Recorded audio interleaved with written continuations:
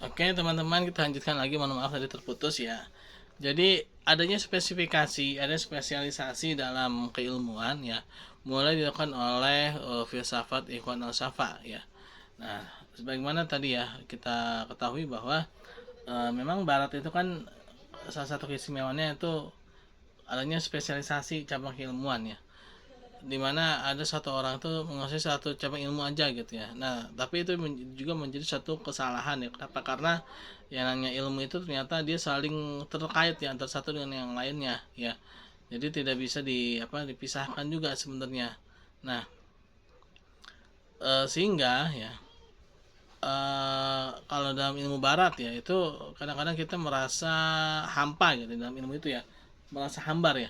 Nah tapi kalau di dalam cabang ilmu yang dikembangkan oleh Ikhwan al Safa ini ya, ini tidak serta merta terpisah begitu saja ya, walaupun ada spesialisasi tapi juga masih ada nilai-nilai keagamaannya, ada nilai-nilai ketauhidannya ya.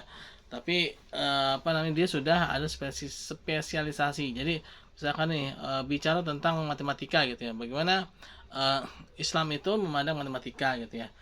Bicara tentang ilmu biologi, bagaimana Islam itu memandang ilmu biologi. Jadi ada ayat-ayat khusus ya dalam Al-Quran atau mungkin dalam hadis ya, yang mana menjelaskan mengenai ilmu tersebut gitu, misalkan tentang ilmu biologi gitu ya. Nah, itu ada dalam Quran apa, dalam hadis apa gitu ya. Terus juga dalam ilmu matematika ya, dan juga dalam ilmu-ilmu yang lain ya. Nah, ini mulai dikembangkan ya pada saat itu ya, di saat Abbasiyah II. Nah, menariknya pada saat zaman Abbasiyah II ini adalah saat-saat kekhalifahan itu mulai runtuh juga ya. Karena kenapa? Satu sisi memang ada peningkatan keilmuan yang luar biasa ya, tapi di sisi lain juga ada penurunan degradasi moral yang sangat luar biasa gitu saat Abbasiyah II ini, dan juga terjadi banyak perpecahan-perpecahan ya. Jadi banyak sekali pergolakan-pergolakan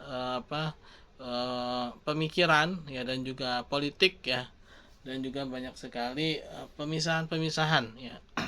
Sampai akhirnya Abbasiyah II ini bubar ya. Khalifah Abbasiyah ini akhirnya runtuh ya. Sempat dilanjutkan oleh Salahuddin Ayyubi, dan akhirnya menjadi dan dengan Turki Utsmani ya. Dan itu mulai ada perkembangan ilmu pengetahuan ya, yang terakhir itu adalah Ikhwan al-Safa tersebut gitu ya.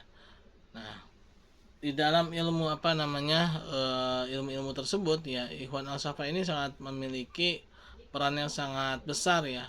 Tadi karena adanya pengelompokan ilmu pengetahuan yang dimana benar-benar memiliki substansi yang sangat besar gitu ya, memiliki substansi yang sangat kuat di sana, dan memberikan semacam seperti kontribusi yang sangat signifikan lah ya mengenai perkembangan ilmu pengetahuan. Dan bahkan bisa jadi Barat itu ya, ketika mereka ada Renaissance gitu ya. Kenapa Barat itu mengambil Renaissance? Karena mereka banyak belajar ya dari Baghdad ya, dari Andalus ya, dan akhirnya mereka menguasai ilmu ya, dan terus sampai akhirnya kekhalifahan Turki Utsmani itu kalah ya oleh mereka ya, karena tadi ya banyak sekali ilmu-ilmu pengetahuan yang mereka dapatkan dari Islam ya ketika itu ya, terutama dari Andalusia dan juga dari Baghdad ya, terutama dari pemikiran Ikhwan al-Safa ini ya, yaitu ada pengelompokan atau adanya spesifikasi ilmu pengetahuan. Nah, ya untuk ilmu pengetahuannya yang seperti kita pelajari sekarang nih, matematika, biologi, fisika, ekonomi gitu ya. Nah, dan sudah ada penjelasannya gitu ya. Dan ini luar biasa ya, dibandingkan dengan yang sebelum-sebelumnya, karena memang ini sebenarnya kelompok ya, ini itu ada kelompok ya. Ikhwan Al-Safa ini adalah kelompok pemikiran ya, bukan satu orang gitu ya. Kalau Al-Farabi, Al-Kindi itu kan dia satu orang ya teman-teman ya. Tapi kalau Ikhwan Al-Safa ini bukan nama orang, ini adalah nama kelompok ya. Nah, tadi makanya kan ada yang bilang ini adalah kelompok kelompok yang aneh gitu ya. Kenapa? Karena mereka itu adalah orang-orang yang memiliki pemikiran yang berbeda gitu dibandingkan dengan yang lainnya. Nah, mereka sudah mulai ada semacam pengelompokan gitu ya. Dan ini merupakan suatu hal yang sangat penting dan juga suatu hal yang menjadi urgensi yang sangat besar ya, karena mereka sudah bisa membuat semacam pengelompokan ilmu pengetahuan. Mungkin bagi kita itu remeh ya, tapi pada saat awal-awal itu sangat sulit ya.